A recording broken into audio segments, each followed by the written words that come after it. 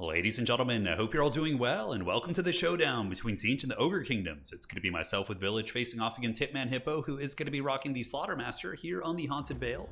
Certainly have some new anti-large toys to play with against the Ogres, and let's go ahead and see how they do.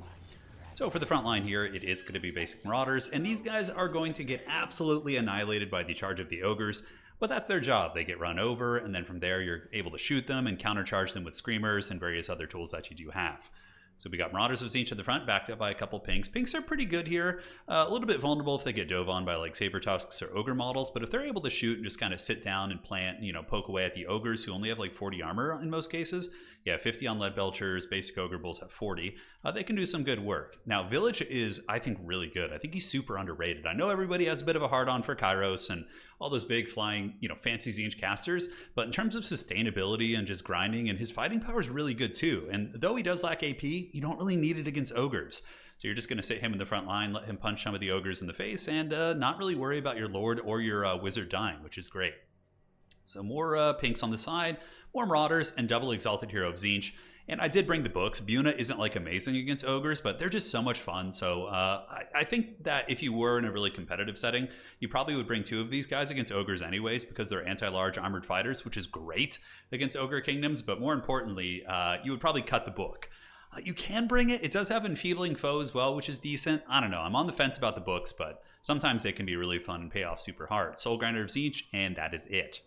My opponent's army here, it's going to be a pretty cool Ogre force. We got Noblars in the front, backed up by the Ogre Bulls with Iron Fist, several Iron Guts, which is good because oftentimes Tzeentch will bring Armored Halberd, so having the Iron Guts on top of the Noblars is very good.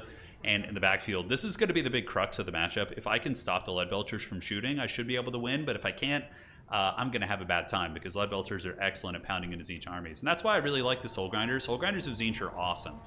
Great anti-large poke, good fighters, they cause terror, just a really, really good utility piece against these bad boys. So kiting back with the Soul Grinder, trying to stay out of range of the Lead Belchers. In the meantime, though, the shooting is going to be erupting as the Lead Belchers rip shots into my poor Marauders in the front. And in this moment, I was very grateful I didn't bring Chaos Warriors. I was like, if I had brought Warriors, that would have felt really bad. Because a Warrior would have taken like just as much damage. They have good AP, right? So we engage, and the shooting is now going to be going down into the Ogre Bulls from the Pinks. So a little bit of popcorn firepower. They are shielded, these guys, so it's not going to be a colossal amount of damage. And honestly, I did underestimate how quickly my front line was going to be folding against the Ogre charge. So calling in Spears from the Auxiliary, and here on the flanks, we do have the Exalted Hero moving in as well as Village. And we're getting some okay firepower. Village, of course, the Twisted Twin coming in. Oh, and shanking that Ogre in the back. That was very cool. But the Curseling should be able to do okay, and Pinks honestly aren't terrible in combat, 22, 26, 28, so basically like a blue, but a little bit pricier. And in reserve, we also do have these Screamers coming in. So the first Screamer has arrived, a second actually, the first one diving onto the Lead Belcher. So even though, like, in this matchup, you can dive Screamers in and not worry about it, because everything the Ogres are going to be sending to fight them is something that Screamers will uptrade into, except Noblars, right? So if there's no Noblar Trappers back here or something, I say just send the Screamers in.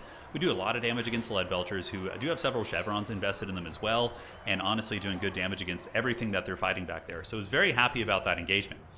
On the flank here, we're okay. Marauders of Tzeentch holding the objective. I think I'm going to be pulling a Kark play here and fleeing the point before we capture it. Maybe. We'll have to see.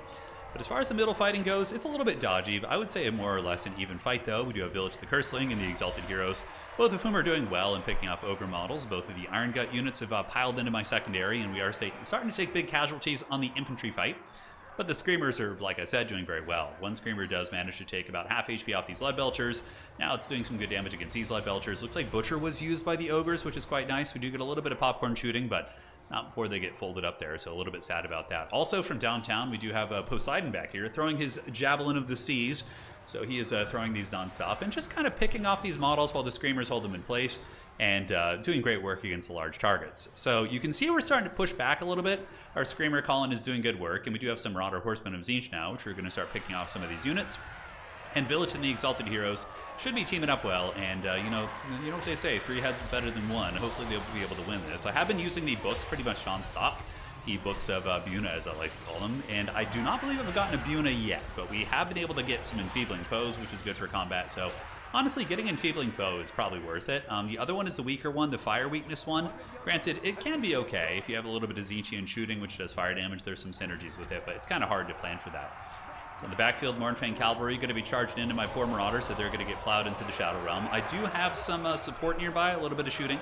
So the Pink's going to be forming up ranks while we get some Screamers being called in to try and deal with this big charge from Hitman Hippo. Ogre Bulls, as well as the Mournfang Cavalry, would be able to overwhelm this position. But with Screamers coming in, they're very good. And we do have an Exalted Hero of Tzeentch hustling across with his big halberd or axe or whatever the hell it is. Looks like a halberd, sort of. And probably not a lot of value on him so far. Yeah, only 17. He's literally just been chasing shit the entire game. But hopefully now he'll finally be able to get it. Yes, he picks off an Ogre, and now he is up to 44 value. That's what I'm talking about, baby. And he's in the zone now, so this is his time to get that value back. So overall, the value is trading well, 45 against 42, so we finally pulled ahead of our opponent a little bit. We do have some Mournfang Cavalry in the backfield hunting us and trying to get on my Soul Grinder, which hurts. Thankfully, the shield is able to absorb some of the damage. Really, really nice stuff from the Tzeentch passive there. And the Exalted Hero and Village just passively wearing through these guys. Iron Guts being taken to Pound Town. The anti-large from the Exalted Hero is doing well. I think you could actually use the Tzeentch Lord too, the new Tzeentch Chaos Lord. I think he would actually be pretty good as well if you want to get like an anti-large character. But I'm such a Village enjoyer. I think he's so great. I mean, Village fighting in the front, he's only got a couple hundred value, but he's taken no damage whatsoever, and he's definitely punched some of these Ogres in the face. So back here, we do get some Spears as well as some Screamers coming out from the call-in, and they're going to be diving in, and I do countercharge with my Marauders. Marauders, of course, will get wrecked by Mournfang Cavalry, but the important thing is we hold them in place and allow the Screamers to saturate in, where their anti-large attacks are going to be able to win the fight. And from there, we do win the fight. The Mournfang Cavalry do get bunker busted, and he was not quite able to get Objective 3. Got a little bit close, but I really don't want to get triple capped by the Ogres. That feels really bad. Like, I don't mind value trading if it's a 2-to-1, but if you're triple capped, that's going to be bad news bears. Looks like right here, Flock of Doom going down, and the Exalted Hero, as well as the Screamer units there, able to hold down the objective, while the Pink Horrors kind of just shoot at whatever is rallying around here. So Village and the Hero still fighting it out in the middle. The slow grind continues. The Hero basically taking no damage. I believe his shields have just gotten worn down. He's got some cool attack animations, but looks like he did get staggered there before it got to finish. 600 value for him so far. There he goes. All right, not bad. And he cost, I think, with his book, he costs about 1050, 1100, somewhere in that ballpark. So he's not cheap. Certainly, in my experience, they haven't really paid for themselves, but if they can get the Buna off, then it does well. And Buna isn't useless against Ogre units. It still can melt like a Ogre Bull or like an Iron Gut. Not quite as much as it would against like a higher infantry type unit, but it does work. So we do rally on the side point. Now I was feeling pretty confident. I was like, wait a second. So I have Objective 3 under control. I have a Terror unit coming in. I have a lot of Screamers, and all my heroes are in very good shape. I have a lot of sustainable fighting here, and it's still very early in the game to the point where this could go either direction for sure. He's not that far ahead of me, so I have a lot of time to work with. And that's where characters like foot characters really, really start to shine. So Tzeentch army ability going down to the Slaughtermaster. Slaughtermaster is being attacked by the Soul Grinder, as well as these Screamers here. And looks like there's going to be a Flock of Doom going down on my units. And it does a little bit of damage against the Pinks here. Probably will lead to their crumbling. He's getting a little bit beat up. Certainly going to need some milk here. Pinks ripping shots where they can. Couple Spears coming back. Going to be diving on top of the Lead Belchers there, shutting down that shooting for now. And Village and the Heroes are slowly wearing down this pocket. So you can see the Book of Secrets. We did use it. Unfortunately, we got the fire weakness as well as the speed debuff there, so pretty much useless. If you're a gambling person, you're certainly going to enjoy that item. But yeah, it feels really bad when you whiff every single time. Like, because there's so much more. Like, you could have Severed Claw in there for the cost of that guy, just about, right? So if you don't get that Bune off, it's going to feel really, really bad. And we've seen how many games Severed Claw has gotten like what? I don't know, like 2,000-3,000 value against Ogres. It's very, very common, right? So Soul Grinder is pretty raid boss here. As far as value accrued, about 1,400. It does have the support of the Screamers, which keeps it from being surrounded, and Mournfang Cavalry and Ogre Bulls do get rounded, and the Marauder Horsemen going to be continuing to circle about. Meanwhile, the Exalted Hero is trying to hunt down the Ogre Lord. The Slaughtermaster Beast continues running. He's very, very swift. 54 speed against 33 on my champion, so not quite able to get there, but now we're going to have some decent chances here at getting the middle objective. I felt as if I was starting to win the trading heavily, as the value does indicate. He has had a little bit of healing via Butcher, but not enough to mitigate that value difference. And now Chaos Warriors with Halberds are going to be arriving here, which is going to be quite big, so here they come. Chaos Warrior Halberds are certainly no joke. They will be able to get it. Also, the Changebringers, the big flying disc flamers, I felt like they would have been very, very good to bring in as well. But something, just getting used to all these new units, but they would have been a great inclusion as well. So Chaos Warriors are up in the point, getting flanked, but not really going to care too much. Although those little Noblar Trappers, man, they're throwing. The Boggolars of the Mad Marsh, man, no joke. They're able to do a lot of damage. And in response to them, we do call in some Pinks from the back. Pinks will be quite useful here at shooting at this light armor, the 15 armor, and there's no missile mitigation whatsoever. On top of that, to get the little Noblars off, we do call in some Horsemen to try and chase them.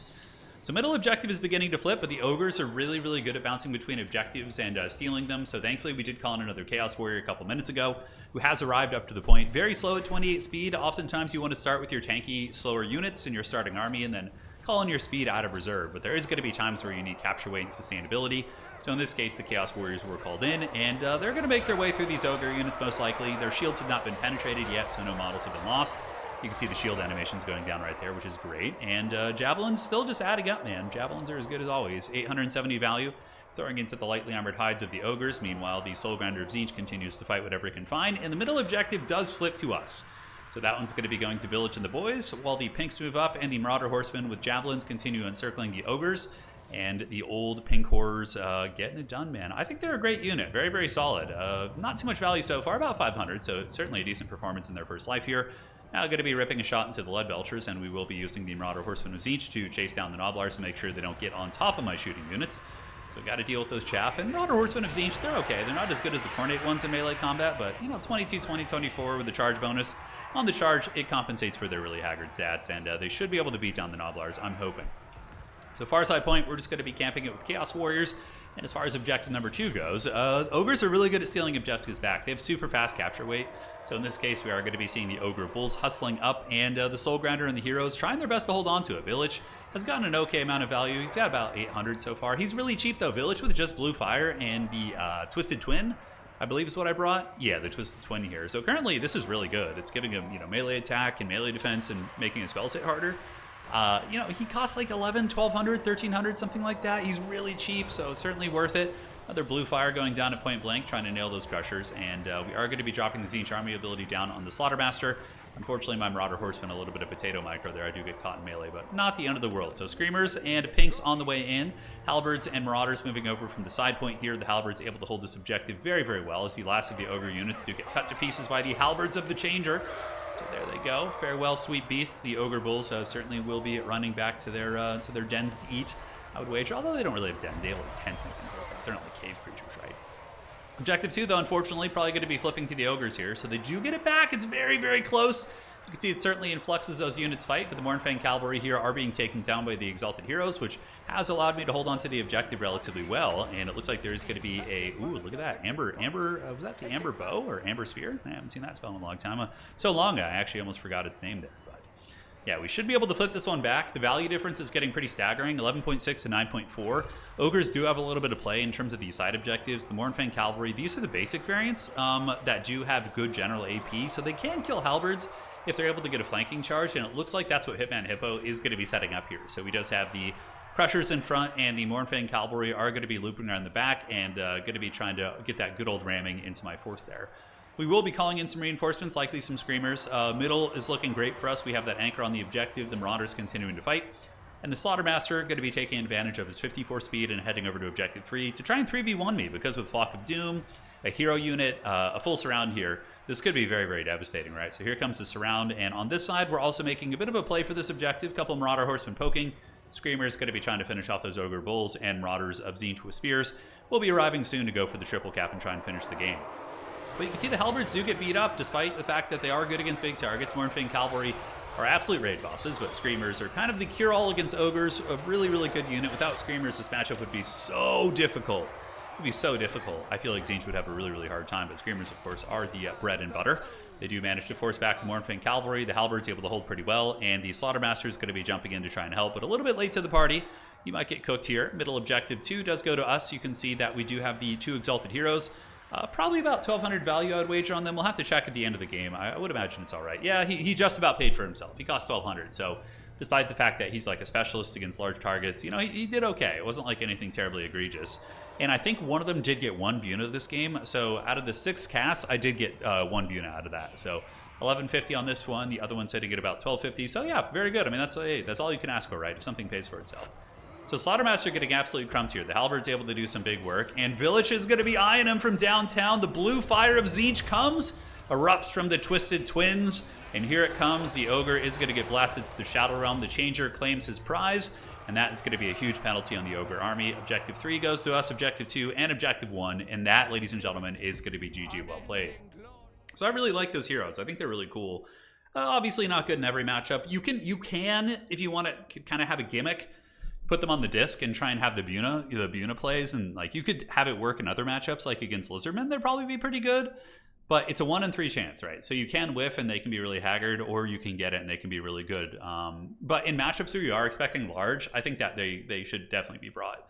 They're very good hero units, much like the Nurgle ones. Like Nurgle Exalted Heroes are insanely good. How many games have we seen with them where they get like 2 or 3k value and you're like, is that a legendary lord? These guys aren't quite as good as the Nurgle ones, but they can be if you roll hot on the Buna. They can. 1700 on this bad boy. Village got about 1150. Screamers carried, of course, 1800, 14. No surprises there. And I did have the Changebringers. There wasn't really an opportunity to bring them in. I was scared off by the Lead Belchers in the beginning, but I'm telling you, I should have brought these guys in. I probably would have been able to win the game a bit earlier. So, yeah, GG, well played. We'll see you guys next time. Got a lot of good replays. Hitman Hippo and I had some really good matches, and you'll be seeing all those come out. Cheers.